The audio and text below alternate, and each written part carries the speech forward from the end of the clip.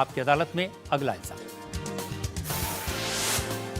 आपकी अदालत में बागेश्वर धाम के प्रमुख धीरेन्द्र कृष्ण शास्त्री पर इल्जाम है कि ये दुष्प्रचार करवाते हैं।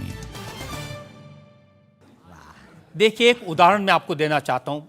YouTube पर मैं देख रहा था, एक वीडियो है आपका, और उस वीडियो को देखने से ये इंप्रेशन आता है कि जैसे प्रधानमंत्री नरेंद्र मोदी आपके दरबार में आए, और एक नहीं 3 ऐसे वीडियो हैं बागेश्वर धाम ऑफिशियल चैनल पर। अब आपके समर्थकों ने बनाया, मैं आपको दिखा देता हूं, आप उनके बताइए लिए कि वो आपका है क्या अच्छा। नहीं। बागेश्वर धाम सरकार पहुंचे पीएम मोदी, तो क्या मोदी जी भी बागेश्वर धाम सरकार के भक्त हो गए हैं? आए दिन बागेश्वर सरकार के पास नेताओं की भीड़ लगी रहती है, जिसमें प्रधानमंत्री नरेंद्र मोदी जी का नाम भी शामिल है, जो कुछ दिन पहले ही बागेश्वर धाम सरकार के दर्शन करने पहुंचे थे। और कहा जाता है कि कुछ दिन पहले नरेंद्र मोदी जी भी बागेश्वर धाम सरकार से अपनी अर्जी लगवाने आए थे। तो आइए सुनते हैं स्वयं पंडित धीरेन्द्र शास्त्री से।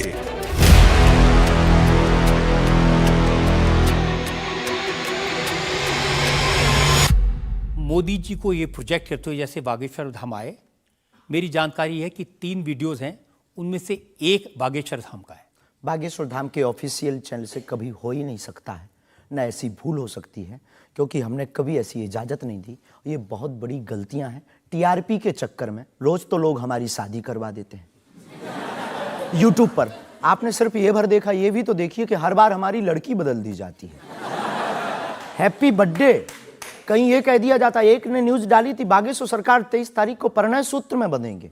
संतों के फोन आने लगे। तो ये सिर्फ मीडिया पर, चूंकि बागेश्वर धाम बहुत सर्च हो रहा, और हनुमान जी भला सर्च हो क्यों ना, हनुमान जी तो लोगों की श्वास में, ये पवन पुत्र हैं। तो लोग बागेश्वर धाम बालाजी के नाम से सर्च करते हैं, तो लोगों को जो कुछ यूट्यूब वाले हैं, सब नहीं, कुछ यूट्यूब वाले हैं जो अपनी व्यूअरशिप बढ़ाने के चक्कर में इस प्रकार का कुकृत्य करते हैं, जो दुष्प्रचार है। और बागेश्वर धाम ने इस पर अनेक बार कार्रवाई भी की, उनके खिलाफ नोटिस भी भेजा, और अनेक बार डिस्क्लेमर भी बागेश्वर दरबार में हमने दिया है कि किसी भी प्रकार की भ्रामक जानकारी से बचें। धाम का इस प्रकार से कोई भी लेना देना नहीं है। ये खुद की निजता के साथ वो बेफुजूली के कार्य कर रहे हैं, और बागेश्वर धाम इसके लिए कानूनी कार्रवाई भी करवाएगा। शास्त्री जी, प्रधानमंत्री को लेकर इस तरह की वीडियो बागेश्वर धाम के नाम से जाएं, तो आपको नहीं लगता कि ये भोले भाले लोगों के लिए मिसलीडिंग है? लोग ऐसी बातों पर भरोसा कर लेंगे। धाम से तो हुआ नहीं, कोई कर रहा हो तो खबर नहीं है,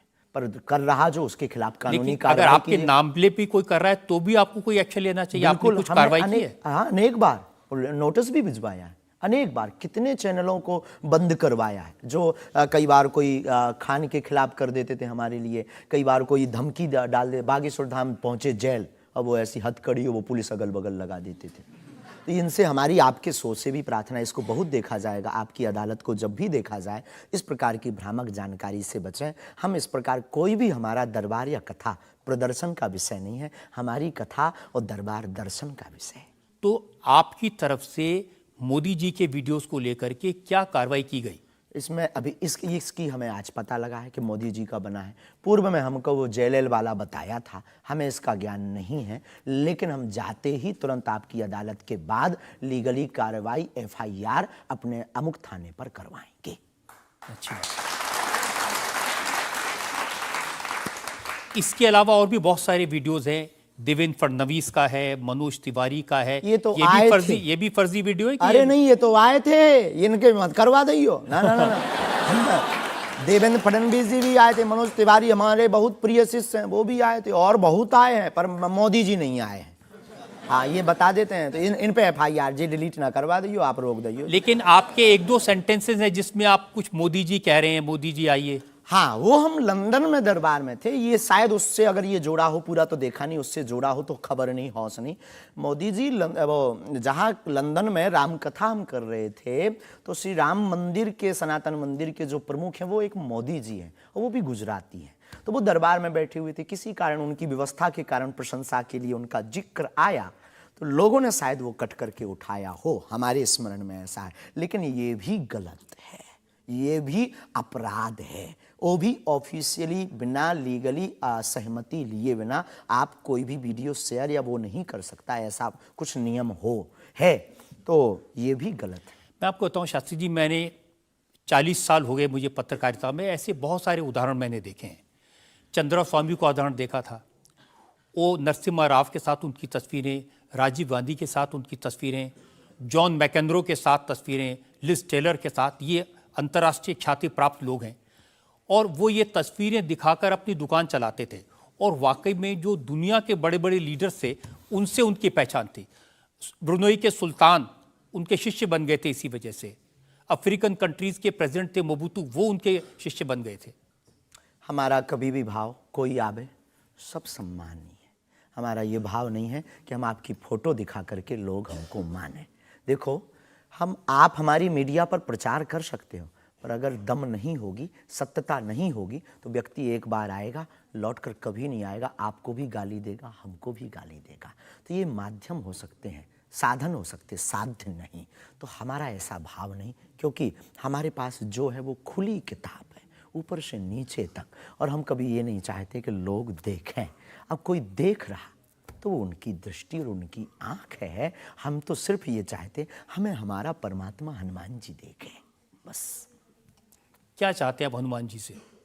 सनातन धर्म और हिंदू राष्ट्र। फिर भी मांग पूरी नहीं होगी। अगर हिंदू राष्ट्र आप कह देंगे कि बन गया, तो हम अखंड भारत मांगेंगे।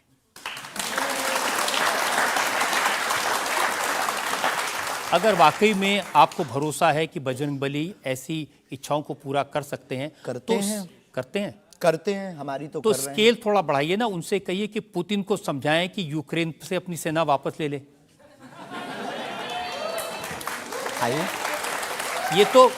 ये तो अंतर्राष्ट्रीय, क्योंकि उससे जो यूक्रेन क्रिश्चियन मुल्क है उनको पता चलेगा कि सनातन धर्म की शक्ति कितनी है। हम अपनी तरफ से प्रतिदिन विश्व में कल्याण हो, विश्व में शांति हो, ये अर्जी लगाते हैं। और हनुमान जी ने रावण को भी समझाया था, मान जा, भगवान है, वापस कर दो जानकी माता को। लेकिन जिसकी आ गई हो तो हनुमान जी की बातें उसे नहीं भाती हैं। गुरु के नाते हमने भी प्रार्थना की। अब किसी की आ गई, हम जो बताने, हमारे पास लोग आते, महाराज जी हम मर ना जाएं। अब उसको क्या कहें कि जो बता रहा उसे भी मरना है? हद हो गई। तो पागलों जैसी बात करते मेरे पागल। लेकिन हम श्रीमान जी बड़ी विनम्रता पूर्वक कहें कि अगर आपको लगता है तो आपको अर्जी लगाने एक बार बागेश्वर धाम। नहीं, ये अर्जियां लगाने का काम तो आपका है, मेरा नहीं है। और अंतर्राष्ट्रीय विषय पर अब टर्की में इतना बड़ा जलजला आया है, इतना बड़ा भूकंप आया है, हजारों लोग मर गए हैं, तो कुछ आपको अर्जी लगानी चाहिए। बिल्कुल, हमने प्रार्थना तुरंत की और हम प्रार्थना करते कि प्रतिदिन जो भी हमारे पास है चूरन चटनी, हम अपने गुरुजी से और बालाजी से प्रार्थना करते विश्व का मंगल हो, सबका भला हो। इससे आपको फर्क नहीं पड़ेगा कि वो क्रिश्चियन कंट्री है या इस्लामिक मुल्क? बिल्कुल भी नहीं। हम तो खुद गए हैं, हम तो पूरी दुनिया का मंगल की कामना। हम उस धर्म से हैं जहाँ वसुदेव कुटुंबकम की चर्चा की जाती। सर्वे भवन्तु सुखना सर्वे सन्तु निरामया, सब में मंगल हो, मंगल भवन अमंगलहारी। हम ऐसे नहीं हैं, हम मानवता के हैं। जिसके अंदर दुख है, हे बालाजी उसके संकट, आप संकट मोचन हैं, उसके संकट मिट जाएं, हमें कोई फर्क नहीं पड़ता है। ये अच्छी बात आपने कही। आज हमने मुकदमा चलाया बागेश्वर धाम के प्रमुख धीरेन्द्र कृष्ण शास्त्री पर। हमने उनसे पूछा उनके चमत्कारों के बारे में, उनके प्रवचनों के बारे में, उनके धमकी भरे बयानों के बारे में, उनके स्टंट्स के बारे में और उनको लेकर सोशल मीडिया में चल रहे मिसलीडिंग वीडियोस के बारे में। अब वक्त है आपकी अदालत में आज के जज विनोद अग्निहोत्री के फैसले का। बागेश्वर धाम के प्रमुख आचार्य श्री धीरेन्द्र शास्त्री पर लगे सभी आरोपों और उनके जवाब सुनने के बाद अदालत इस निष्कर्ष पर पहुंची है कि ऋषि और संत परंपरा वाले इस देश में उन्हें भी अपने विचार लोगों तक पहुंचाने का अधिकार है। लेकिन जिस तरह धर्म के नाम पर पाखंड और धोखाधड़ी भी होती है, इसलिए श्री शास्त्री को बहुत सावधान रहने की आवश्यकता है। अदालत तमाम इल्जामों से श्री धीरेन्द्र शास्त्री को बाइज्जत बरी करते हुए निर्देश देती है कि बागेश्वर धाम बालाजी सरकार श्री हनुमान जी की कृपा से उन्हें यदि कोई सिद्धि और प्रसिद्धि मिली है तो उसका उपयोग लोक कल्याण और समाज की नैतिक आध्यात्मिक उन्नति के लिए करें और देश समाज में प्रेम, शांति, सद्भाव का वातावरण बनाने में सहायक हों। शास्त्री युवा हैं, इसलिए उनमें जोश स्वाभाविक है, परंतु जोश के साथ साथ होश भी अत्यंत आवश्यक है। अदालत अपेक्षा करती है कि उनकी वाणी में संयम, करुणा और क्षमा से अभिभूत रहेगी। आशा है कि धीरेन्द्र कृष्ण शास्त्री सनातन धर्म के इन्हीं शाश्वत मूल्यों के साथ भारतीय संत परंपरा को आगे बढ़ाते रहेंगे।